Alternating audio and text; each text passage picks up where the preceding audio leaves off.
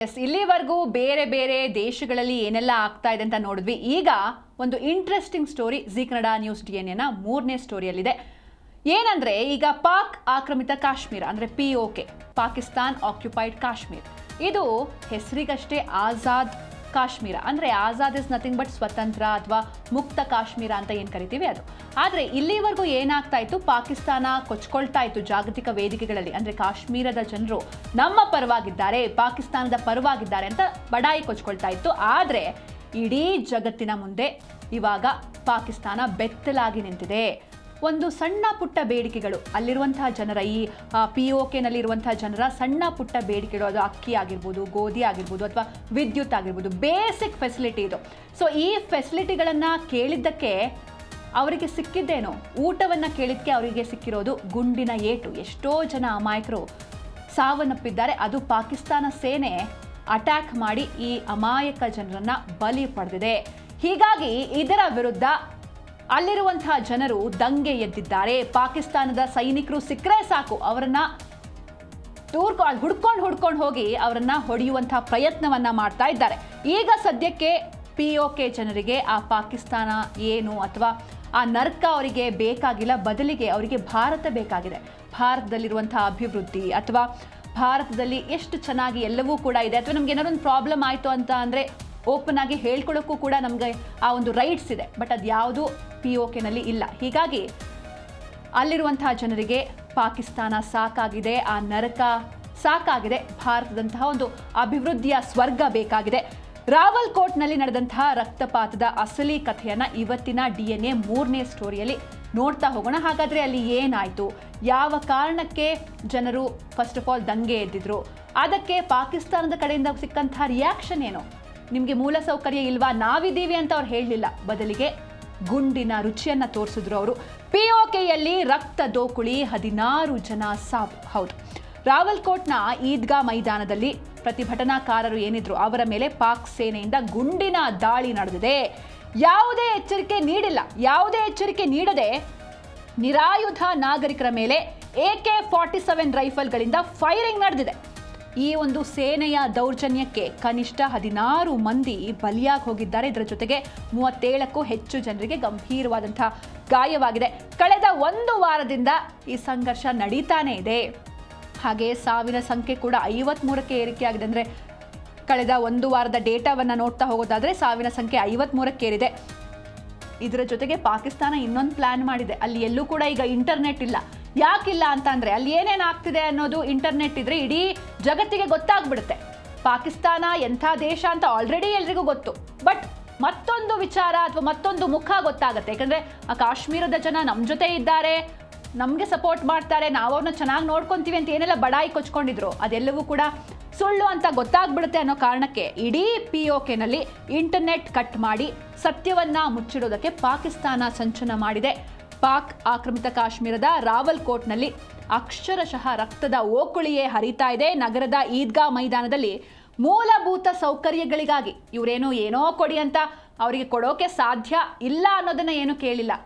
ಮೂಲಭೂತ ಸೌಕರ್ಯ ಅಷ್ಟೇ, ಬೇಸಿಕ್ ನೀಡ್ಸ್. ಒಬ್ಬ ಮನುಷ್ಯನಿಗೆ ಏನೆಲ್ಲ ಬೇಸಿಕ್ ಫೆಸಿಲಿಟಿ ಬೇಕು ಅದನ್ನ ಕೊಡಿ ಅಂತ ಅವರು ಶಾಂತಿಯುತವಾಗಿಯೇ ಪ್ರತಿಭಟನೆಯನ್ನು ನಡೆಸ್ತಾ ಇದ್ರು. ಯಾವುದೇ ಹಿಂಸಾಚಾರ ಆಗಿರಲಿಲ್ಲ, ಅಲ್ಲಿ ಶಾಂತಿಯುತವಾಗಿಯೇ ಪ್ರೊಟೆಸ್ಟ್ ನಡೆಸ್ತಾ ಇದ್ರು.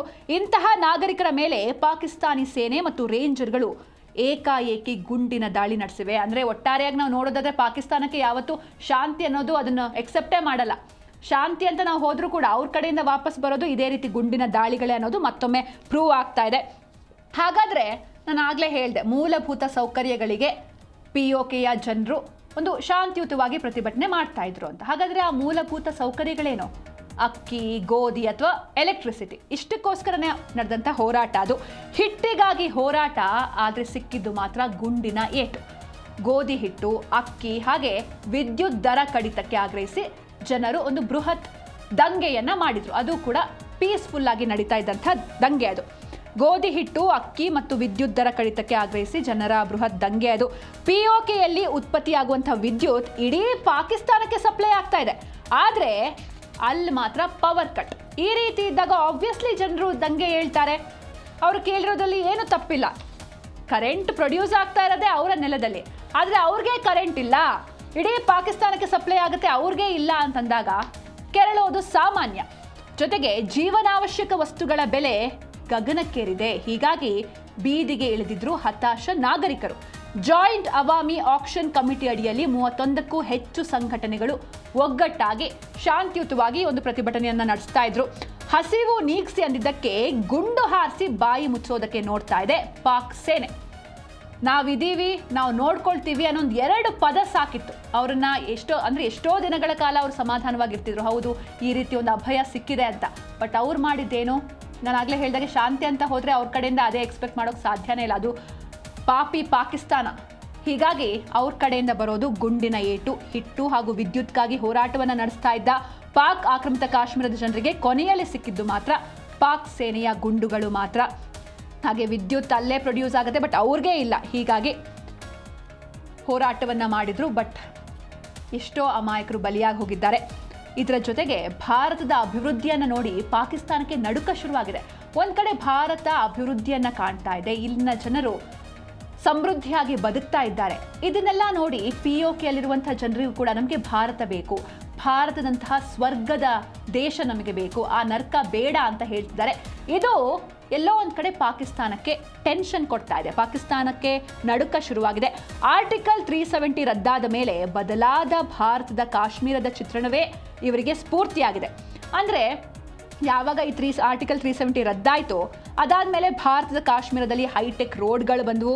24/7 ಕರೆಂಟ್ ಇರುತ್ತೆ ಅಲ್ಲಿ ಹಳ್ಳಿಯಲ್ಲೂ ಕೂಡ. ಇದು POK ಜನರಲ್ಲಿ ಜಾಗೃತಿಯನ್ನು ಮೂಡಿಸಿದೆ. ನಮಗೆ ಪಾಕಿಸ್ತಾನದ ನರ್ಕ ಬೇಡ, ಭಾರತದಂತಹ ಅಭಿವೃದ್ಧಿ ಬೇಕು ಅಂತ ಜನರು ಘೋಷಣೆಯನ್ನು ಕೂಗ್ತಾ ಇದ್ದಾರೆ. ಪಾಕಿಸ್ತಾನದ ಸುಳ್ಳಿನ ಪ್ರೊಪಗಾಂಡಾವನ್ನು ಧೂಳಿಪಟ ಮಾಡಿದ್ದಾರೆ POK ನಾಗರಿಕರು. ಬರೀ ಬಡಾಯಿ ಕೊಚ್ಕೊಂಡು, ಅಲ್ಲಿ ಏನೂ ಇಲ್ಲ ಅಂದರೂ ಕೂಡ ಬಡಾಯಿ ಕೊಚ್ಕೊಂಡು ಏನೋ ಒಂದು ಹೇಳ್ಕೊಂಡು ಪ್ರೊಪಗಾಂಡ ಮಾಡಿಕೊಂಡು ಬಂದಿದ್ರು.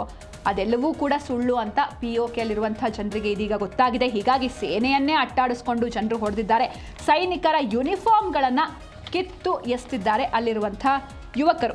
ಅಂದರೆ ಈ ಆರ್ಟಿಕಲ್ 370 ಭಾರತೀಯ ಸಂವಿಧಾನದ 370ನೇ ವಿಧಿ ಇದು. ಇದಾದಮೇಲೆ ವಿಶೇಷ ಸ್ಥಾನಮಾನ ಕೂಡ ಸಿಕ್ಕಿದೆ, ಎಲ್ಲವೂ ಕೂಡ ಆಗ್ತಾ ಇದೆ. ಹೈಟೆಕ್ ರೋಡ್ ಆಯಿತು. ಇದೆಲ್ಲವೂ ನೋಡಿ ನಮಗೂ ಅದು ಬೇಕು ಎನ್ನುವಂಥ ಆಸೆ ಅವರಲ್ಲಿ ಸಹಜವಾಗಿಯೇ ಬಂತು. ಆದರೆ ಅಲ್ಲಿ ಹಿಟ್ಟೇ ಕೊಡ್ತಾ ಇಲ್ಲ, ಕರೆಂಟೇ ಕೊಡ್ತಾ ಇಲ್ಲ ಅಂತಂದರೆ, ಕರೆಂಟ್ ಕೇಳಿದ್ಕೆ ಈ ರೀತಿ ಗುಂಡು ಹಾರಿಸ್ತಾರೆ ಅಂತಂದರೆ ನಿಜಕ್ಕೂ ಭಾರತದ ಥರ ಅಭಿವೃದ್ಧಿ ಅಲ್ಲಿ ಆಗೋದು ನಿಜಕ್ಕೂ ಕೂಡ ಕನಸು ಅಂತ ಹೇಳ್ಬೋದು.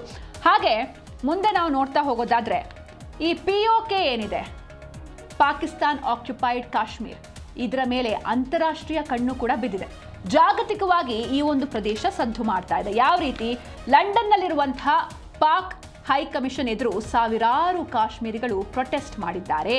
POKಯಲ್ಲಿನ ಮಾನವ ಹಕ್ಕುಗಳ ಉಲ್ಲಂಘನೆ ಬಗ್ಗೆ ಬ್ರಿಟನ್ ಸಂಸತ್ತಿನಲ್ಲಿ ತೀವ್ರ ಆಕ್ಷೇಪ ವ್ಯಕ್ತವಾಗಿದೆ. ಜಾಗತಿಕ ವೇದಿಕೆಯಲ್ಲಿ ಪಾಕಿಸ್ತಾನದ ಅಸಲಿ ಕ್ರೌರ್ಯವನ್ನು ಜಗತ್ತಿಗೆ ಸಾರಿದ್ದಾರೆ ಪ್ರತಿಭಟನಾಕಾರರು. ಇಷ್ಟು ದಿನ ಏನೂ ನಡೆದಿಲ್ಲ, ನಾವು ಅವ್ರನ್ನ ಚೆನ್ನಾಗಿ ನೋಡ್ಕೊತಿದ್ದೀವಿ, ಅವ್ರ ಸಪೋರ್ಟ್ ನಮಗಿದೆ ಅಂತ ಬಡಾಯಿ ಕೊಚ್ಕೊಳ್ತಾ ಇತ್ತು ಪಾಕಿಸ್ತಾನ. ಈಗ ಜಾಗತಿಕವಾಗಿ ಅದರ ಅಸಲಿ ಬಣ್ಣ ಗೊತ್ತಾಗ್ತಾ ಇದೆ. ಸಂತ್ರಸ್ತ ಕುಟುಂಬಗಳ ಪರವಾಗಿ ನ್ಯಾಯ ಕೋರಿ ಅಂತಾರಾಷ್ಟ್ರೀಯ ಸಮುದಾಯಕ್ಕೆ ಮನವಿಯನ್ನ ಮಾಡಲಾಗಿದೆ. ಹಾಗೆ POKಯಲ್ಲಿ ಏನು ಹತ್ಯಾಕಾಂಡ ನಡೀತೋ, ಈಗ ಪಾಕಿಸ್ತಾನ ಅದರ ವಿಚಾರವಾಗಿ ಇಡೀ ವಿಶ್ವಕ್ಕೆ ಆನ್ಸರ್ ಮಾಡಲೇಬೇಕು. ಇವಂದು ಅಲ್ಲಿ ಇಂಟರ್ನೆಟ್ ಎಲ್ಲ ಕಡಿತಗೊಳಿಸಿರ್ಬೋದು, ಬಟ್ ಸ್ಟಿಲ್ ಇದು ಅಂತಾರಾಷ್ಟ್ರೀಯವಾಗಿ ಎಲ್ರಿಗೂ ಕೂಡ ಮುಟ್ಟಿದೆ.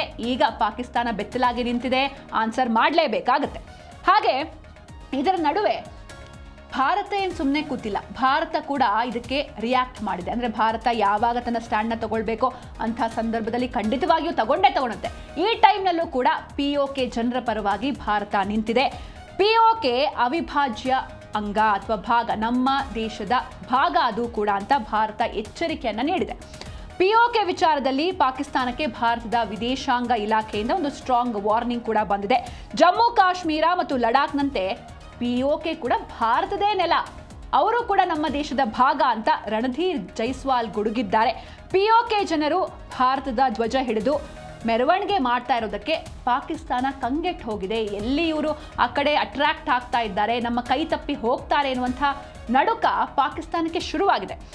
ಅಕ್ರಮವಾಗಿ ಆಕ್ರಮಿಸಿಕೊಂಡಿರುವಂತಹ ಭೂಮಿಯನ್ನು ವಾಪಸ್ ಪಡೆಯೋದಕ್ಕೆ ಭಾರತಕ್ಕೆ ಒತ್ತಾಯವನ್ನ ಮಾಡ್ತಾ ಇದ್ದಾರೆ. ಪಾಕಿಸ್ತಾನದ ಸುಳ್ಳಿನ ಸರಮಾಲೆ ಕಳಚಿ ಬಿದ್ದಿದ್ದು ಅಖಂಡ ಭಾರತದ ಕನಸಿಗೆ ನಿಜಕ್ಕೂ ಇದು ಒಂದು ರೀತಿ ಹೊಸ ಆಯಾಮ ಅಂತ ಹೇಳ್ಬೋದು. ಯಾಕಂದರೆ ಅಲ್ಲಿರುವಂಥ ಜನರೇ ಆ ಒಂದು ವ್ಯವಸ್ಥೆಯ ವಿರುದ್ಧ ಯುದ್ಧ ಸಾರ್ತಿದ್ದಾರೆ ಅಥವಾ ಭಾರತದ ಕಡೆ ಮುಖ ಮಾಡ್ತಿದ್ದಾರೆ. ಹೀಗಾಗಿ ಮುಂದೆ ನಿಜಕ್ಕೂ ಇದು ಒಂದು ಹೌದು ಹಿಂಸಾಚಾರ ಆಗ್ತಾ ಇದೆ, ಬಟ್ ಅಟ್ಲೀಸ್ಟ್ ಅಲ್ಲಿರುವಂಥ ಜನರಿಗೆ ರಿಯಲೈಸೇಷನ್ ಆಗ್ತಾ ಇದೆ ಅಲ್ವಾ.